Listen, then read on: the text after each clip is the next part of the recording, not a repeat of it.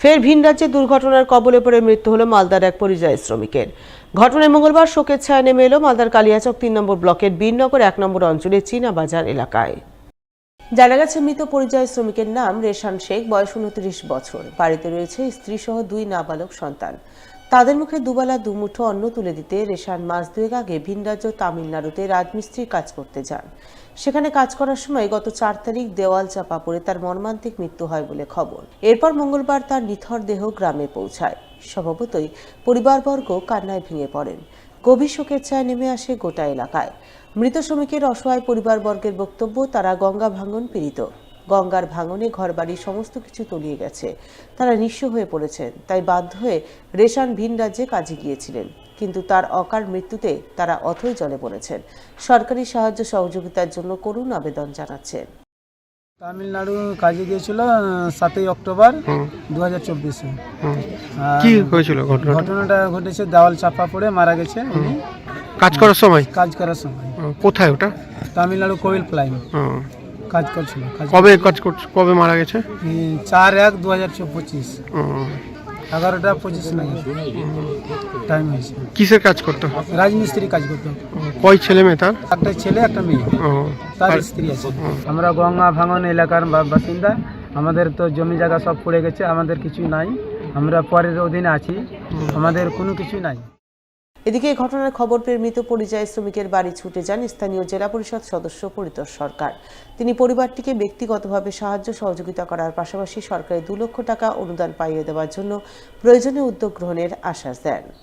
এখানে রেশান শেখ একটা শিক্ষিত ছেলে, বেকার ছেলে, যা উচ্চ মাধ্যমিক পাস করার পরে পড়াশোনা করতে পারেনি। গঙ্গা ভাঙনের বাড়িটা চলে গেছে। এরা নদীর ধারে দিয়ে বাড়ি ছিল, তারপর পরে এই সাইডে ভিতর দিকে বাড়িটা করেছে। তো অভাবের কারণে যেন বাইরে খাটতে গেলো বিভিন্ন রাজ্যে, তামিলনাড়ু দিকে। যা হোক, খুব দুঃখ সংবাদ এটা ব্যাপারটা। আমি জানি যে শুনলাম যে পরিযায়ী শ্রমিকের যদি কার্ড থাকে, তো আমাদের রাজ্য সরকার তরফ থেকে 2 লক্ষ টাকা সেটা ব্যবস্থা করা হবে। এবং আমাদের ব্যক্তিগত যেটুকু করা হয়েছে আমরা করবো। জমি বিবাদের জেরে এক ব্যক্তির খড়ের গাদায় আগুন ধরিয়ে দেওয়ার অভিযোগ উঠল তারই এক আত্মীয়ের বিরুদ্ধে।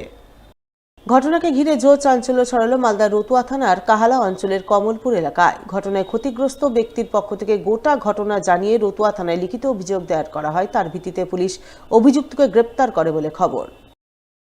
সকালে কাঁড়ি ঢেলেছিল, 10,000 কাঁড়ি ছিল। কাঁড়ি ওরা সিমেন্ট ছিল, বাড়ির লোকগুলো আমরা সবাই কাঁড়ি সিমেন্ট ছিলাম। কাঁড়িতে পেট্রোল ঢেলে আগুন লাগিয়ে দেয়। এরপরে আগুন লাগিয়ে ওরা পালিয়ে যায়। একটি গাছ, আমের গাছ আর কাঁড়ি সমস্ত পুড়ে যায়। এরপরে পুলিশ আসলো, ধরে নিয়ে গেল। তাছাড়া এখনও হুমকি দেয় যে ওখান থেকে আসলে নাকি ঘরে আগুন লাগাবে। একা পরিবার এরকম অশান্তি করে, যাতে আইনিভাবে শাস্তি চায়।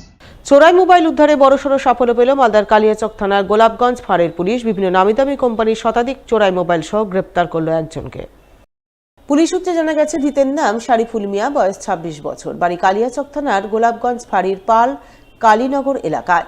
মঙ্গলবার ভোরের দিকে সে গোলাপগঞ্জের লাভ মোড়ের পাল কালীনগর এলাকায় সন্দেহজনকভাবে ঘোরাফেরা করছিল। ওই সময় বিশেষ সূত্রে খবর পেয়ে গোলাপগঞ্জ ফাঁড়ির পুলিশ তাকে পাকড়াও করে।